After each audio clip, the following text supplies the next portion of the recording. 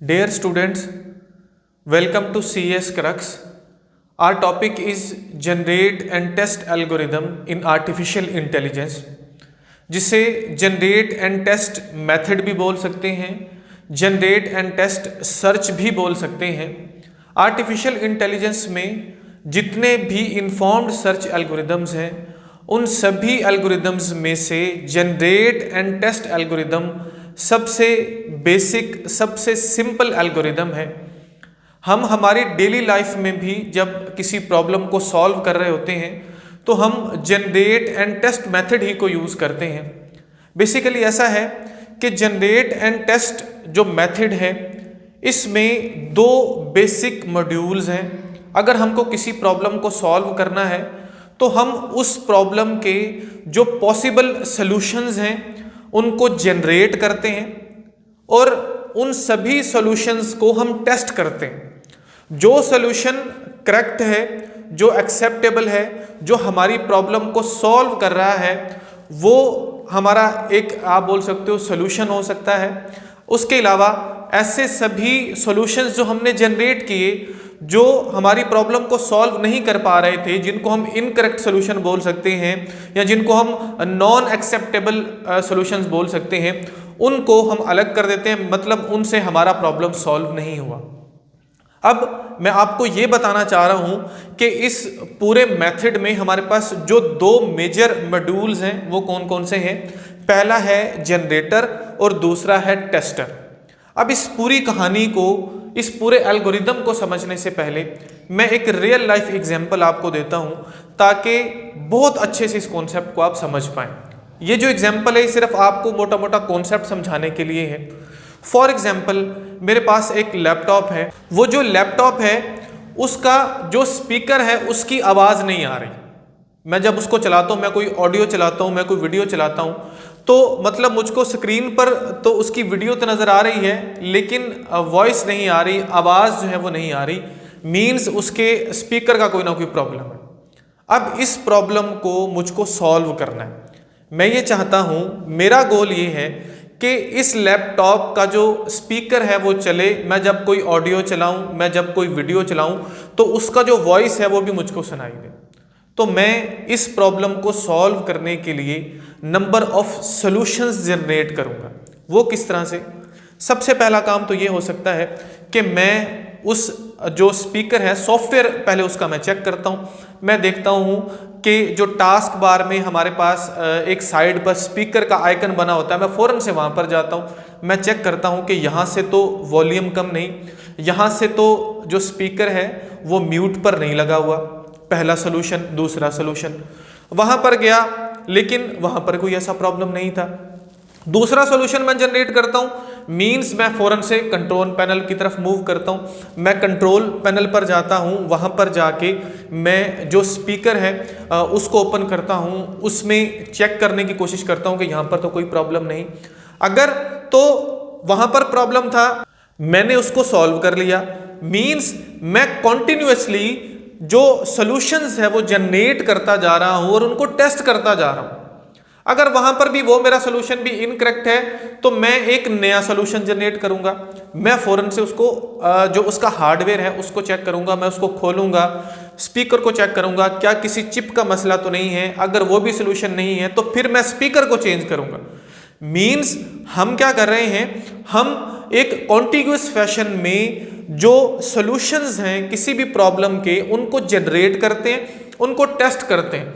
अगर जिन प्रॉब्लम मतलब एक सोल्यूशन को हमने टेस्ट किया, वो एक्सेप्टेबल है, वो करेक्ट सोल्यूशन है, तो ठीक है जी, हमने क्विट कर देना है वहां पर। अगर नहीं है तो हम फिर से क्या करते हैं, प्रॉब्लम को का जो सोल्यूशन है उसको जनरेट करते हैं, फिर उसको टेस्ट करते हैं। ये एक छोटा सा इसका कॉन्सेप्ट है। अब ऐसा है कि हमारे जो प्रॉब्लम्स हैं, ये तो मैंने आपको रियल लाइफ का एक एग्जाम्पल दिया, जो प्रॉब्लम्स हैं और उनके जो सोल्यूशन है वो वेरी कर सकते हैं। मतलब जो सोल्यूशंस हम जनरेट करेंगे वो वेरी करेंगे अकॉर्डिंग टू द प्रॉब्लम। ऐसा हो सकता है कि हम कोई इस तरह का प्रॉब्लम का ही सोल्यूशन ढूंढ रहे हो। ऐसा हो सकता है कि हमारे पास नंबर ऑफ पाथ्स हैं, हमने उन पाथ्स में से किसी शॉर्टेस्ट पाथ को फाइंड आउट करना है, तो हम सभी पाथ्स को पहले ढूंढने की कोशिश करते हैं, सभी सॉल्यूशंस हम निकालते हैं, मतलब सभी पाथ्स का जो हमारे पास टोटल डिस्टेंस बनता है हम वो निकालेंगे, वन बाय वन देखेंगे कि कौन सा पाथ शॉर्ट है, फिर उसकी तरफ मूव करेंगे। इस तरह से प्रॉब्लम वेरी कर सकते हैं, जो सोल्यूशन है वो according to the problem automatically vary करेगा, लेकिन बेसिकली दो काम करने हैं। हम कॉन्टिग्यूअस फैशन में प्रॉब्लम का जो सोल्यूशन है उनको जनरेट करेंगे, उसको टेस्ट करेंगे। अगर तो हमारा सोल्यूशन हमको मिल जाता है तो क्विट कर देंगे, अदरवाइज हम फिर से क्या करेंगे, जो प्रॉब्लम का सोल्यूशन है उसको जनरेट करते रहेंगे और इसी तरह से टेस्ट करते हैं। ये सिंपल सी कहानी है और ये एक ह्यूरिस्टिक टेक्निक है, मीन्स जो हमारा प्रॉब्लम डोमेन है उसके बारे में कुछ ना कुछ हाउ नाउ, कुछ ना कुछ गाइड, कुछ ना कुछ गेस हमारे पास ऑलरेडी मौजूद होता है। तो एल्गोरिदम काम कैसे करता है, कहानी मैंने आपको समझा दी। सबसे पहले नंबर पर जनरेट अ पॉसिबल सोल्यूशन, हम पॉसिबल सोल्यूशन को जनरेट करते हैं। ये एक कॉन्टिग्यूअस प्रोसेस है, मतलब कॉन्टिन्यूअसली हम जो सोल्यूशंस हैं प्रॉब्लम के उनको जनरेट करते रहते हैं। उसके बाद टेस्ट टू सी, टेस्ट करते हैं सोल्यूशन को, if this is correct solution, कि क्या ये एक करेक्ट सोल्यूशन है, क्या ये एक एक्सेप्टेबल सोल्यूशन है। उसके बाद जो थर्ड स्टेप है, इफ सोल्यूशन इज फाउंड, अगर प्रॉब्लम का सोल्यूशन मिल गया, क्विट, तो हमने खत्म कर देना है काम, क्योंकि हमारा सोल्यूशन ही हमको मिल गया। अदरवाइज गो टू स्टेप 1, फिर से कहां पर जाओ, स्टेप 1 पर जाओ। डायग्रामेटिकली इसको थोड़ा सा देख लेते हैं। तो पहला जो हमारे पास मॉड्यूल है वो है जनरेटर, वो है जी जनरेटर। जनरेटर क्या करता है, नंबर ऑफ सॉल्यूशंस जो हैं, जो पॉसिबल सॉल्यूशंस हैं उनको क्रिएट करता है, उनको जनरेट करता है। अच्छा, उसके बाद ये है जी हमारे पास टेस्टर। ठीक है जी, इसको मैं यहां पर लिख लेता हूं, ये है टेस्टर। अगर तो ये जो सॉल्यूशंस है वन बाय वन उन सभी सॉल्यूशन को टेस्ट करता है। अगर कोई एक्सेप्टेबल सॉल्यूशन है तो उसको हम यहाँ पर लिख लेते हैं, ये है। इसी को मैंने थोड़ा सा बड़ा कर दिया, चलें सोल्यूशन को थोड़ा सा छोटा कर लेते हैं जी। ये जो डॉट्स हैं ये सोल्यूशन को डिनोट कर रहे हैं। अगर तो करेक्ट सोल्यूशन है तो क्या होगा जी, हम क्विट कर जाएंगे। अगर करेक्ट सोल्यूशन नहीं है तो ये क्या है जी, ये हमारे सारे इनकरेक्ट सोल्यूशन है, जिनको मैं IC से यहाँ पर डिनोट कर देता हूँ। 2 मॉड्यूल्स हैं, जनरेटर एंड टेस्टर। होपफुली यहाँ तक कॉन्सेप्ट समझ आया होगा। अब हम एक एग्जाम्पल से, प्रॉपरली न्यूमेरिकल एग्जाम्पल से इस पूरे कॉन्सेप्ट को समझते हैं, ताकि आपका कॉन्सेप्ट मज़ीद बेहतर जो है वो आपको समझ आ सके, क्लियर हो सके। तो इसको मैं अरेज कर कर जो एक न्यूमेरिकल एग्जाम्पल है उसको यहाँ पर लिखता हूँ, फिर उसको हम सॉल्व करते हैं। होपफुली कॉन्सेप्ट बहुत अच्छे से समझ आ जाएगा। जनरेट एंड टेस्ट मेथड को यूज़ करते हुए हम एक प्रॉब्लम सॉल्व करने जा रहे हैं। एक न्यूमेरिकल एग्जाम्पल हम कंसीडर कर रहे हैं ताकि कॉन्सेप्ट अच्छे से समझ पाएँ। ये जो प्रॉब्लम है इसको बोला जाता है ट्रैवलिंग सेल्समैन प्रॉब्लम। ठीक है जी, इसको TSP भी इन शॉर्ट पढ़ा जाता है। दोबारा से रिपीट कर रहा हूँ, ट्रैवलिंग सेल्समैन प्रॉब्लम, ये एक फेमस प्रॉब्लम है। इसको हम सॉल्व कर रहे हैं with the help of generate and test method. अब थोड़ा सा इस प्रॉब्लम को आपने समझना है, और ये बहुत इंटरेस्टिंग प्रॉब्लम है। जब हम इसको सॉल्व करेंगे हम इसको एंजॉय भी करेंगे और कॉन्सेप्ट को भी समझेंगे। अब ऐसा है, वो बोलता है अ salesman has a list of cities. Salesman के पास जो है वो सिटीज़ की लिस्ट है, शहरों की लिस्ट है। Each of which he must visit exactly once. वो जो लिस्ट है सिटीज़ की, उनमें से हर शहर को उसको जो है वो एक दफ़ा, सिर्फ एक दफ़ा लाजमी विजिट करना है। ये जो लाइन है ये इस पूरी प्रॉब्लम की जान है। मतलब एक सेलमैन है, मैं ही सेलमैन हूँ, मेरे पास सिटीज़ की लिस्ट है। मुझे जो लिस्ट दी गई हुई है, हर शहर में एक दफ़ा लाजमी जाना है, मतलब एक दफ़ा, एग्जैक्टली वंस, एक दफ़ा जाना है। There are direct road between each pair of city. अगर 2 सिटीज़ हैं तो उन दोनों के दरमियान डायरेक्ट रोड है। जैसे यहाँ पर अगर ये सिटी है, ये सिटी है, ये 4 सिटीज़ हैं, तो हर जो पेयर है, जैसे ये एक पेयर है, ये पेयर है, ये पेयर है, हर पेयर के दरमियान डायरेक्ट रोड मौजूद है। ऐसा नहीं है कि एक सिटी से होकर दूसरे तक पहुंचा जाएगा, 2 के दरमियान डायरेक्ट रोड मौजूद है। Find the route the salesman should follow for shortest possible trip. मतलब हमको शॉर्टेस्ट पाथ या जिसका खर्च कम हो, हमको उस पाथ को फाइंड आउट करना है। ठीक हो गया।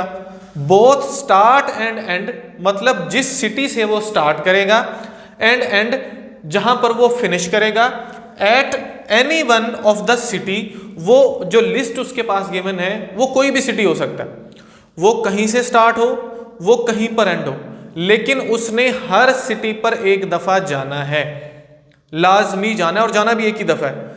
हमको क्या करना है जी, हमको शॉर्टेस्ट जो पॉसिबल पाथ है उसको फाइंड आउट करना है। अब यहां पर फॉर एग्जाम्पल हमारे पास हैं जी 4 सिटीज।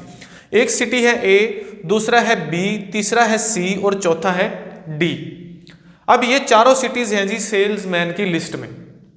अब इन चारों सिटीज में जो हर सिटी है, हर सिटी तक एग्जैक्टली एक दफा उसको जाना है। मतलब ए से डी तक अगर वो जाता है तो उसने ए बी सी डी यहां तक जाना ही जाना है, चारों तक जाना है लाजमी। और हर सिटी के दरमियान, जैसे कि यहां पर उसने बताया, डायरेक्टेड जो है वो हमारे पास रूट है, डायरेक्ट रूट है यहां पर, और हर एक की कॉस्ट भी मेंशन है। वो कहीं से भी शुरू कर सकता है। फॉर एग्जाम्पल वो यहां से शुरू करे, वो यहां पर एंड करे, वो यहां से शुरू करे, वो यहां से एंड करे, वो कहीं से भी शुरू कर सकता है अपने ट्रिप को, कहीं से भी कहीं पर भी एंड कर सकता है। लेकिन कंडीशंस वही हैं कि जाना उसने एक दफा सभी जो सिटीज हैं वहां पर, और हमको जाने का जो कम से कम कॉस्ट है उसको फाइंड आउट करना है। This is the problem. अब इस प्रॉब्लम का हमको सोल्यूशन फाइंड करना है using generate and test algorithm. Hopefully problem आपको समझ आ गया होगा। अब हम इस टेक्निक को यूज करते हुए, इस एल्गोरिथम को यूज करते हुए इसके प्रॉब्लम को सॉल्व करते हैं। मैंने आपको बताया कि जनरेट एंड टेस्ट में 2 बेसिक मॉड्यूल्स हैं। सबसे पहले हम पॉसिबल सॉल्यूशंस जनरेट करते हैं। तो हम यहाँ पर क्या करेंगे, हम यहाँ पर जो है एक सिटी से बाकी सिटीज तक जाने का जो हमारा खर्च है वो सारा निकालेंगे। कि अगर मैं ए से डी तक जाता हूँ तो कितना खर्च है, अगर मैं ए बी सी डी से होकर जाता हूँ, ए सी बी से होकर डी तक पहुँचता हूँ, या डी से मैं मतलब जाता हूँ, मूव करता हूँ, तो हमको जो पॉसिबल हमें कॉस्ट मिल रही है तो हमने उस कॉस्ट को पहले निकालना है। मतलब ये हमारे पास क्या होंगे, ऑल पॉसिबल सॉल्यूशंस होंगे।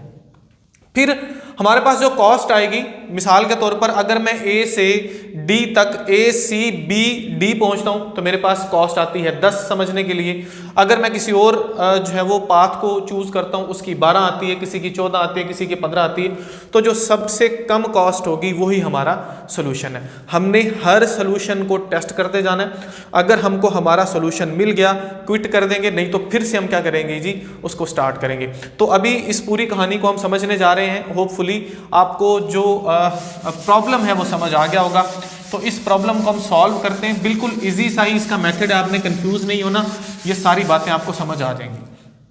अब अगर एज सेलमैन हम देखें तो सेलमैन जो है वो या तो अपने ट्रिप को ए से स्टार्ट कर सकता है, या वो ट्रिप को बी से स्टार्ट कर सकता है, या वो सी से स्टार्ट कर सकता है, या वो डी, इन सिटीज से स्टार्ट कर सकता है। तो हम क्या कर रहे हैं जी, हम सिंपल ए से ट्रिप को स्टार्ट कर रहे हैं, तो उसी से ही हमको सॉल्यूशन फाइंड आउट हो जाएगा। अब अगर ए की बात करें, ये है हमारे पास एक, हमने डायग्रामेटिकली उसको यहाँ पर बनाया हुआ है, हमने कॉस्ट भी बनाई हुई है। अब ये कॉस्ट आप इसको किलोमीटर समझ सकते हो, आप इसको इसका फ्यूल कॉस्ट समझ सकते हो, कोई भी यूनिट है, ठीक हो गया। अब ए से वो कहाँ पर जा सकता है जी, बी के पास, या वो जा सकता है किसके पास, सी के पास, या वो जा सकता है किसके पास, डी के पास। मतलब उसने दोबारा ए पर नहीं जाना, ए से हमने हमारा ट्रिप स्टार्ट कर दिया। अब ए से बी के पास जा सकता है, सी के पास जा सकता है और डी के पास जा सकता है। थोड़ा सा आपने जो है वो हाजिर दिमाग से इस प्रॉब्लम को सॉल्व करना है। अगर हम बी की बात करें तो बी से ए के पास तो वो जा नहीं सकता दोबारा, क्योंकि वो ए से ही आ रहा है। या तो जा सकता है किसके पास जी, सी के पास, और बी से या वो जा सकता है किसके पास, डी के पास। अगर हम सी की बात करें, सी से ए की तरफ तो उसने जाना नहीं क्योंकि पहले ही वहां से आया, तो या वो जा सकता है किसके पास जी, बी के पास, ठीक हो गया, या वो जा सकता है किसके पास जी, डी के पास। ये हो गया जी हमारे पास। अगर हम डी की बात करें तो डी से या वो जा सकता है बी के पास, या वो जा सकता है किसके पास, सी के पास, क्योंकि उसने दोबारा से ए के पास तो जाना नहीं। यहाँ तक होपफुली आधी बात समझ आ गई। अब देखते हैं, 4 तो हमारे पास टोटल सिटीज़ हैं। ए से बी के पास गया, बी से किसके पास गया, सी के पास गया, पीछे कौन सा सिटी बच गया, डी। यानी कि ये हमारे पास कुछ इस तरह से एक ट्रिप बन रहा है। पहला सॉल्यूशन, ए से बी के पास गया, बी से डी के पास गया, कौन सा सिटी बच गया, बच गया जी सी। दूसरा ये वाला ट्रिप हो सकता है, या वो ए बी सी डी पे जाए, ए बी डी सी पे जाए। इसी तरह से आगे चलते हैं, ए से सी के पास गया, सी से वो बी के पास गया, पीछे कौन सा बच गया जी, पीछे बच गया डी। तो ये इस तरह से 4 सिटीज में वो जा सकता है। ए से सी, सी से डी, डी से कौन सा सिटी बच गया, बी बच गया। ए से डी, डी से बी, बी से सिटी बच गया सी, ए डी सी, और यहाँ पर क्या बच गया, बी। कुछ ये ट्रिप्स हो सकते हैं जो वो ले सकता है अगर वो ए को एज स्टार्ट सिटी जो है वो सिलेक्ट करता है। होपफुली कॉन्सेप्ट यहाँ तक समझ आया होगा। ये सभी सॉल्यूशंस हैं। पहला सॉल्यूशन ये है कि वो इस पाथ को चूज करे, दूसरा ये है, तीसरा ये है, चौथा ये है, पांचवा ये है, छठा ये है। अब इन सभी सॉल्यूशंस को हमने जनरेट कर लिया, अब इनको टेस्ट करते हैं। टेस्ट कैसे करेंगे, टेस्ट करने के लिए इनकी कॉस्ट देखते हैं। ए से बी तक का कॉस्ट है 6, बी से सी तक का कॉस्ट है 3, सी से डी तक का कॉस्ट है 4। 6 और 3 9, 9 और 4 13। अगर इस पाथ को चूज करेगा तो कॉस्ट कितना होगा, 13। ए से बी तक का कॉस्ट 6, बी से डी तक का कॉस्ट 2, डी से सी तक का कॉस्ट, डी से सी तक का कॉस्ट कितना है जी, 4। 6 7 8, 8 और 4 12। अगर इस पाथ को चूज करता है तो कॉस्ट कितना आता है जी, 12। उसके 12 रुपए खर्च होते हैं, या 12 किलोमीटर उसको मूव करना पड़ता है। ए से सी कॉस्ट 1 रुपया, सी से बी, सी से बी कॉस्ट 3 रुपए, या उसको 3 किलोमीटर चलना पड़ा, कुछ भी यूनिट हो सकता है। बी से डी 2, 3 और 2 5, 5 और 1 6, तो इसका कॉस्ट कितना है जी, 6 रुपए। ए से सी 1 रुपया, सी से डी, सी से डी 4, डी से बी पढ़ते हैं जी 2 रुपए। 4 और 1 5, 6 और 7, 5 6 7, तो इसका कॉस्ट 7 रुपए। ए से डी, ए से डी कहाँ गया जी, ए से डी, ए से डी 5 कॉस्ट है इसकी। डी से बी, डी से बी 2 कॉस्ट है, और बी से सी 3 कॉस्ट है। 3 और 2 5, 5 और 5 10, इसका कॉस्ट मिला 10। ए से डी 5, डी से सी, डी से सी कॉस्ट 4, और सी से बी, सी से बी 3। 5 और 4 9, 9 और 3 12। तो इन सभी में से हमने पहले इसको देखना है, क्या ये हमारा सॉल्यूशन है, नहीं है। ये सॉल्यूशन है, नहीं है। एग्जैक्टली ये कह जी ये हमारा सॉल्यूशन है। इसको मैं रेड हाईलाइट कर देता हूँ जी, ये हमारा सॉल्यूशन बनेगा। हम पहले जाएंगे ए से सी, सी से बी, बी से डी। हमारी सारी कंडीशंस भी पूरी होंगी और कम से कम कॉस्ट में हम पहुँचेंगे। तो ये एक सिंपल सा प्रॉब्लम हमने लिया। इस कहानी को समझने के लिए जनरेट एंड टेस्ट बहुत से प्रॉब्लम्स हो सकते हैं। इस प्रॉब्लम को सिर्फ इसलिए लिया ताकि आप कॉन्सेप्ट को अच्छे से समझ पाएं कि generate and test method, generate and test algorithm कैसे काम करता है। अब ये जो सॉल्यूशंस हैं ये वेरी करते हैं अकॉर्डिंग टू द प्रॉब्लम। और भी बहुत सारे प्रॉब्लम्स हो सकते हैं। मोस्टली हमारी रियल लाइफ के जितने भी प्रॉब्लम्स हैं हम इसी मेथड को यूज़ करते हुए सॉल्व करते हैं। ये एक ह्यूरिस्टिक मेथड है, जैसे यहाँ पर आपको ह्यूरिस्टिक दिया हुआ है ऑलरेडी, तो इसी तरह से इसको सॉल्व किया जाता है। एक और बात याद रखनी है, मोस्टली पूछा जाता है कि जो आपके पास टेस्ट एंड सेट है इसमें जो जनरेटर है उसके अंदर क्या क्या प्रॉपर्टीज़ होनी चाहिए। तो सबसे पहले नंबर पर उसकी प्रॉपर्टी होनी चाहिए कि वो हमको जो है वो कंप्लीट सोल्यूशन प्रोवाइड करे। कंप्लीट मतलब जनरेटर क्या है, वो तरीका है जो बेसिकली हम सॉल्यूशन को फाइंड आउट कर रहे हैं, जिसकी मदद से उसको हम जनरेटर बोल रहे हैं। सबसे पहले नंबर पर वो कंप्लीट होना चाहिए, मतलब अगर हमारे सॉल्यूशन मौजूद है उस स्टेट स्पेस में तो सॉल्यूशन हमको लाजमी मिले। दूसरे नंबर पर उसके अंदर नॉन रिडंडेंट होना चाहिए, वो रिडंडेंट मतलब अगर एक सॉल्यूशन हमने एक दफ़ा ट्राई कर लिया है, उसको टेस्ट कर लिया, तो फिर से वही सेम जो सॉल्यूशन है वो हमको दोबारा से नहीं दे जनरेट करके। तीसरे नंबर पर जो है वो क्या होना चाहिए, इन्फॉर्म्ड होना चाहिए, जो हमारा डोमेन है उसके बारे में प्रायर इंफॉर्मेशन हमारे पास होनी चाहिए, ह्यूरिस्टिक सम काइंड हमारे पास होना चाहिए। तो ये 3 प्रॉपर्टीज़ हैं किसी भी जनरेटर की, इसको आपने लाजमी याद रखना है। मोस्टली इंटरव्यूज़ में या वैसे आपसे ये क्वेश्चन पूछा जा सकता है। तो होपफुली कॉन्सेप्ट समझ आया होगा। वीडियो अगर आपके लिए हेल्पफुल है तो लाइक ज़रूर कीजिए, चैनल को सब्सक्राइब ज़रूर कीजिए और दूसरों के साथ शेयर ज़रूर कीजिए। Thank you so much.